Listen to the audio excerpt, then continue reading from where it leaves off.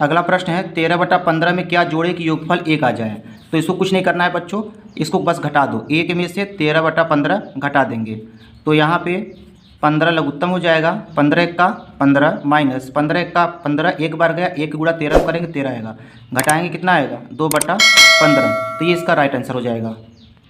अगला प्रश्न है 1/4 कामा 1/2 2/3 3/4 में सबसे बड़ी भिन्न बताना है। तो कैसे इसको करेंगे, अगर हम इसको हर को बराबर कर दें तो हमें पता चल जाएगा कौन बड़ी भिन्न है। तो हर को बराबर करेंगे यहाँ पे। तो हर को बराबर करने के लिए बच्चों यहाँ पे 4 2 3 4 का लस लेंगे। 4 2 3 4 का लस निकालेंगे तो यहाँ बच्चों आ जाएगा 12।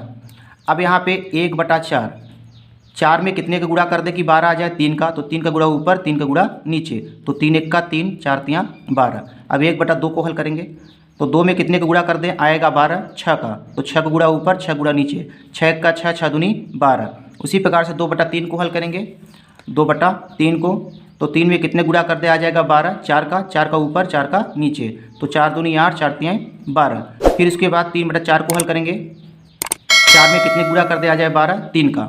तो 3 का गुणा ऊपर 3 का गुणा नीचे, 3 3 का 9 4 3 12। हर बराबर हो गया है। अब इसमें देखेंगे सबसे बड़ा मान कौन सा है, वही बड़ी भिन्न हो जाएगी। सबसे बड़ा मान है यहाँ पे दिया है 3 6 8 9, तो 9/12 इसमें सबसे बड़ा है। तो भिन्न कौन सी बड़ी हुई, 3/4।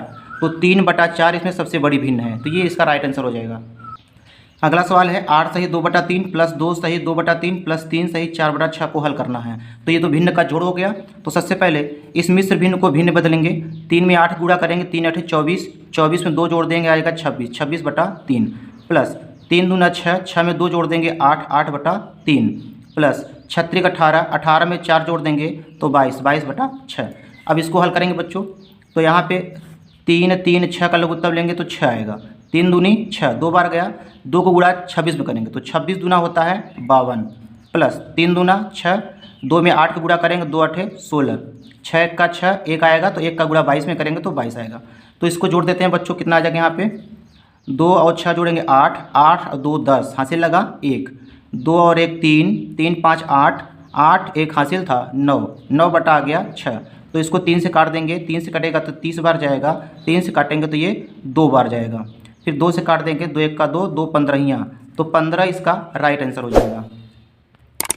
6 के पहले 4 गुर्जों का योग बताना है। 6 के पहले 4 गुर्जों का योग बताना है। इसका मतलब यह है बच्चों कि 6 का पहाड़ा 4 बार लिखें।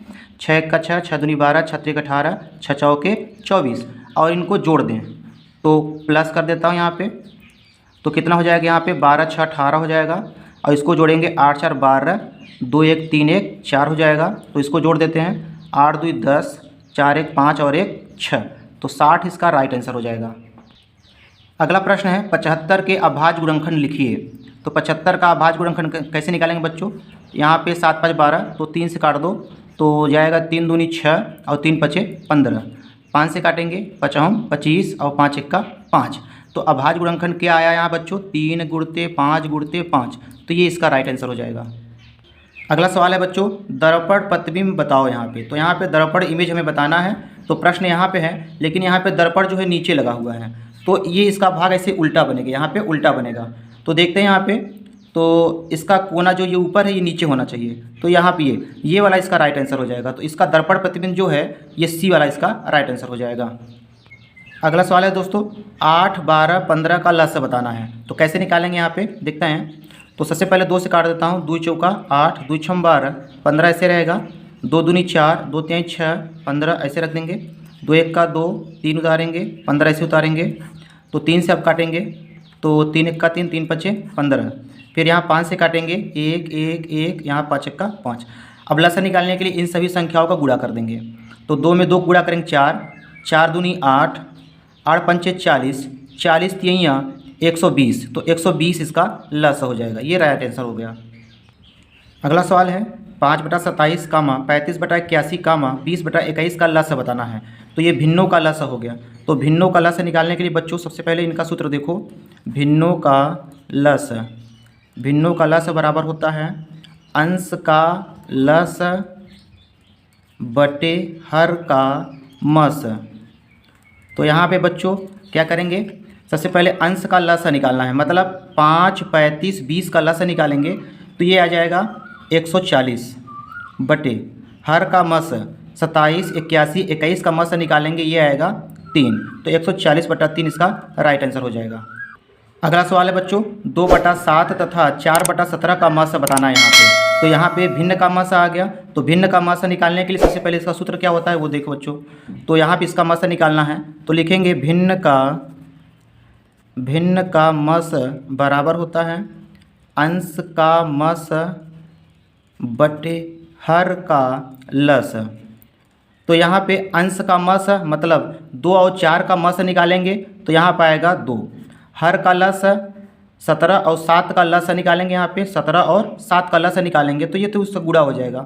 17 में 7 गुणा करेंगे, 7 × 49 हासिल लगा 4, 7 × 1 = 7, 7 × 4 = 11, 119। तो 2/119 इसका राइट आंसर हो जाएगा। अगला प्रश्न बच्चों 30, 60, 90 के लस तथा मस में अंतर बताओ। तो पहले इनका लस निकाल लेते हैं फिर मस और दोनों को घटा देते हैं।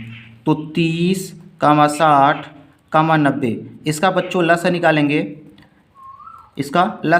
तो आएगा 180 और इसी का 30, 60, 90 का मस निकालेंगे तो ये आएगा 30। अब हमसे पूछ रहा है अंतर माने घटाना, तो इसको घटा देंगे तो कितना आ जाएगा 0, 8 में से 3 गए 5, 150। ये 150 इसका राइट आंसर हो जाएगा। अगला प्रश्न देखेंगे, लिखा हुआ है 45, 75, 165 का मस बताना है। तो कैसे निकालेंगे? सबसे पहले जो छोटी संख्या है इसको बाहर लिख लेते हैं और बड़ी संख्या को अंदर लिख लेते हैं। तो ये सबसे पहले कितनी बार जाएगा 45 दूना 90, 45 तिहैया कर लेता हूँ, 3 × 5 = 15, 3 × 4 = 12 और 1 = 13। अभी ये कम है और देखते हैं कितनी बार जाएगा।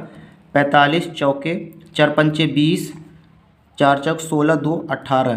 तो 4 बार नहीं जाएगा तो पहले 3 बार जाएगा। तो 45 तिहैया 135 होगा। तो यहाँ घटाएंगे 0, 6 में से 3 गए 3। अब यहाँ पे 45 को अंदर उतारेंगे तो 30 × 1 = 30, तो 5 में से 0 गए 5 आएगा, 4 में से 3 गए 1, यहाँ उतारेंगे 30, 15 दूना 30, तो 15 से यहाँ पे कट गया है। तो अभी एक संख्या बाकी है जो है 75। तो 15 में 75 को भाग करेंगे तो 15 × 5 = 75। तो लास्ट में कटा किससे 15, तो 15 जो है इसका HCF हो जाएगा, 15 मस हो जाएगा। ये हो गया इसका राइट आंसर। अगला प्रश्न है 2 सह अभाज्य संख्याओं का मस कितना होता है। तो 2 सह अभाज्य संख्याओं का मस हमेशा कितना होता है बच्चों 1 इसका राइट आंसर हो जाएगा। अगला सवाल देखेंगे, वह छोटी से छोटी संख्या बताओ जो 15, 25, 30 से पूरी तरह से विभाजित हो जाए। जब भी बच्चों छोटी से छोटी संख्या कहा करें तो आप हमेशा लस निकालेंगे। तो 15, 25, 30 का लस निकाल देंगे, वही आंसर हो जाएगा। तो चलिए इसका लस निकालते हैं। तो सबसे पहले 2 से कटेगा, 15, 25 2 से काटेंगे 15 बार जाएगा। अब 3 से काट देंगे, 3 × 5 = 15, फिर ये 3 × 5 = 15, 5 से काटेंगे, 5 × 1 = 5, 5 × 25, 5 × 1 = 5। अब ये फिर 5 से कटेगा, 1 1 1 आ गया। तो इसका लस हो जाएगा 2 × 3 = 6, 6 × 5 = 30, 30 में 5 गुणा कर देंगे, 30 में 5 गुणा कर देंगे तो 150। तो 150 इसका राइट आंसर हो जाएगा। अगला सवाल है बच्चों 2 लगातार विषम संख्याओं का मस बताना है। 2 लगातार विषम संख्याओं का मस। तो पहली विषम संख्या हम 1 ले लेते हैं, दूसरी विषम संख्या 3 ले लेते हैं। तो 2 लगातार विषम संख्याओं का मस पूछ रहा है तो इसका मस निकालेंगे। तो 1 यहाँ लिख दिया, 3 अंदर लिख दिया, तो 1 तिहैया 3 कट गया। तो मस कितना आया 1। तो मस आया बच्चों हमारे पास 1 आया। तो 1 इसका राइट आंसर हो जाएगा, 1 इसका राइट आंसर हो गया। अगला प्रश्न है बच्चों 2 लगातार सम संख्याओं का मस कितना होगा। 2 लगातार सम संख्याओं का मस इसमें हमसे पूछ रहा है। तो पहली सम संख्या हम ले लिए यहाँ पे 2, दूसरी सम संख्या ले लिए यहाँ पे 4। इसका मस निकालते हैं तो 2 यहाँ 4, तो 2 दूना 4, ये कट गया, किससे कटा 2 से कटा। तो यहाँ पे मस कितना आ गया 2। तो 2 लगातार सम संख्याओं का मस 2 आता है। अगला सवाल है बच्चों 25 पे घाते 3, 25 पे घाते 5, 25 पे घाते 7 का लस बताना है। तो इसमें जो है सबसे बड़ी घात जो है वो इसका लस हो जाएगा। तो यहाँ पे 3 है, यहाँ 5 है, यहाँ 7 है, तो सबसे बड़ी घात यहाँ पे 7 है। तो 25 पे घाते 7 ये इसका लस हो जाएगा।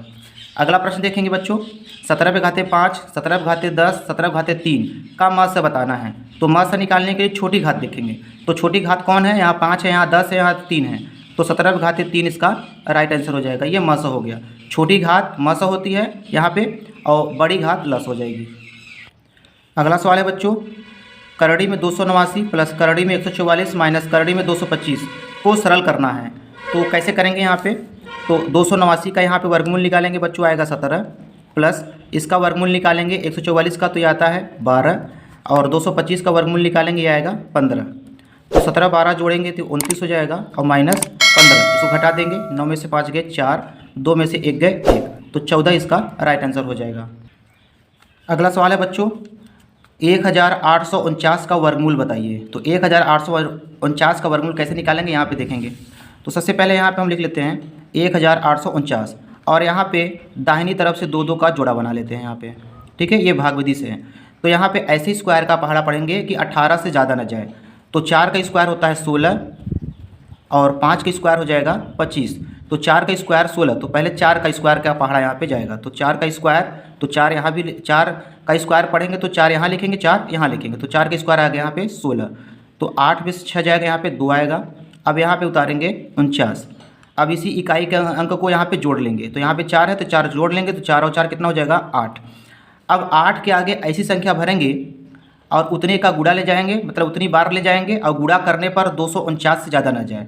अगर हम 8 के आगे यहाँ 3 भरे, ठीक है, यहाँ पे 3 भरे और 3 बार ले जाएं तो 83 में 3 का गुणा करेंगे तो आएगा 249, तो ये पूरी तरह से कट गया। तो 1849 का वर्गमूल आया 43 इसका राइट आंसर हो जाएगा। 55 नंबर सवाल है बच्चों, 0.04 का वर्गमूल बताना है। तो कैसे निकालेंगे देखिए यहाँ पे। तो सबसे पहले इसको हम भिन्न बदल लेते हैं, तो बदलेंगे यहाँ पे 4 हो जाएगा, बटा लगाएंगे तो ये हो जाएगा 100। 4 का वर्गमूल होता है बच्चों 2 और 100 का वर्गमूल होता है 10। इसको भाग करेंगे तो 0.2, तो 0.2 इसका राइट आंसर हो गया। अगला सवाल है बच्चों, 123/4 को दशमलव संख्या में बदलना है। तो मतलब इसको दशमलव में करना है, तो कैसे करेंगे? तो 4 123 ऐसे लिख लेंगे, इसको भाग करेंगे तो 4 3 12, ये पूरी तरह से कट गया। उतारेंगे फिर यहाँ पे 3, तो ये 0 बार जाएगा, 4 0 यहाँ 0, तो 3 उतारेंगे, दशमलव बढ़ा के यहाँ उतारेंगे 0, फिर 4 7 28, तो 10 में 60 के 2, फिर 0 बढ़ा लेंगे, 4 5 20, तो इसका दशमलव संख्या में मान कितना आया 30.75, तो 30 इसका 75 राइट आंसर हो गया। अगला सवाल है बच्चों, 1/0.04 का मान बताना है। तो 1/0.04 का मान कैसे बताएंगे? यहाँ पे 1 इसको भिन्न बदल लेंगे, 4 कितना हो जाएगा यहाँ पे 100 हो जाएगा, तो 100 जाएगा ऊपर, 100/4 हो गया। अब इसको 4 से काट देंगे बच्चों, 4 1 का 4, 4 से काटेंगे तो 25 बार जाएगा, तो 25 इसका राइट आंसर हो जाएगा। अगला सवाल देखते हैं बच्चों, 1.1 प्लस 11.11 को जोड़ना है। तो कैसे जोड़ेंगे? 1.1 लिख लिया, अब यहाँ लिखना है 11.11 लिखना है, तो इसको हमें क्या करना है? जोड़ना है। अब क्या करेंगे, जहाँ खाली स्थान है वहाँ पे 0 भर देते हैं, तो 0 1 1 हो जाएगा, 1 और 1 2 हो जाएगा, दशमलव 1 और 1 2 और यहाँ पे 1, तो 12.21 इसका राइट आंसर हो जाएगा। अगला सवाल देखते हैं बच्चों, 5.5 में से 0.005 को घटाना है। तो 5.5 लिख लिया, तो 0.005 को घटाना है, तो इसको घटा देते हैं। जहाँ पे खाली स्थान है वहाँ 0 भरेंगे, तो 10 में से 5 गए 5, यहाँ बचेगा 9 और यहाँ बचेगा 4 दशमलव और यहाँ बच गया 5, तो 5.495 इसका राइट आंसर हो जाएगा।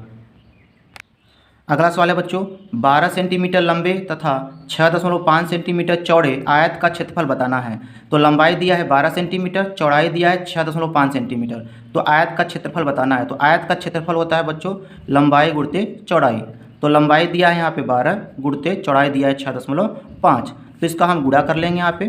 तो 6.5 में 12 का गुणा कर लेंगे, तो 2 पंचे 10, 2 6 12 और 1 13, 1 पंचे 5, 1 छक्के 6, जोड़ देंगे यहाँ पे 0 5 3 8, 6 और 1 7, एक अंक के बाद दशमलव लग जाएगा 78, तो 78 यहाँ पे वर्ग सेंटीमीटर इसका राइट आंसर आया। अगला प्रश्न है बच्चों, एक विद्यालय शीतकाल में 15 अक्टूबर से बंद हुआ और 20 नवंबर को पुनः खुला, विद्यालय कितने दिनों के लिए बंद रहा? तो 15 अक्टूबर से बंद हुआ, तो अक्टूबर में कुल कितने दिन होते हैं बच्चों? 31 दिन होते हैं। तो 15 अक्टूबर से बंद हुआ, इसका मतलब 14 दिन जो है स्कूल खुला हुआ था। तो कितने दिन बंद हुआ अक्टूबर महीने में? तो यहाँ पे 15 है तो 14 दिन घटा देंगे, तो 11 में से 4 के 7, यहाँ बचेगा फिर 2 में से 1 गए 1, तो 17 दिन अक्टूबर में छुट्टी थी, 17 दिन अक्टूबर में छुट्टी थी। अब यहाँ पे कहता है क्या है, नवंबर में 20 नवंबर को पुनः स्कूल खुला, 20 नवंबर को खुला है, इसका मतलब है 19 दिन, 1 नवंबर से 19 तारीख तक स्कूल की छुट्टी थी, तो 19 दिन जो है नवंबर में छुट्टी थी, 19 दिन नवंबर में छुट्टी थी। इन दोनों को जोड़ लेंगे, 9 7 16 हो जाएगा, यहाँ से लगा 1 1 और 1 2 और यहाँ से लगा 1 3, यहाँ 36 हो जाएगा। तो 36 दिन के लिए कुल स्कूल जो है बंद था। तो विद्यालय कितने दिनों के लिए बंद रहा, 36 दिन बंद था विद्यालय। अगला प्रश्न है बच्चों, 5 महीने 5 सप्ताह और 5 दिन मिलाकर कुल कितने दिन होंगे। तो यहाँ पे देखते हैं बच्चों, 5 महीने, तो 1 महीना में 30 दिन होता है, 1 महीना में 30 दिन होता है, तो 5 महीना में कितना दिन होगा, तो ये हो जाएगा 150 दिन। 5 सप्ताह है यहाँ पे, 5 सप्ताह, तो 1 सप्ताह में 7 दिन होता है, तो 5 सप्ताह में कितना होगा, 35 दिन होगा। फिर यहाँ पे बचा 5 दिन, तो यहाँ पे 5 दिन इसको ऐड कर लेता हूँ, तो कुल मिलाकर कितने दिन हुए, 5 और 5 10, 5 3 8 और 1 9, 190 दिन कुल मिलाकर हुए।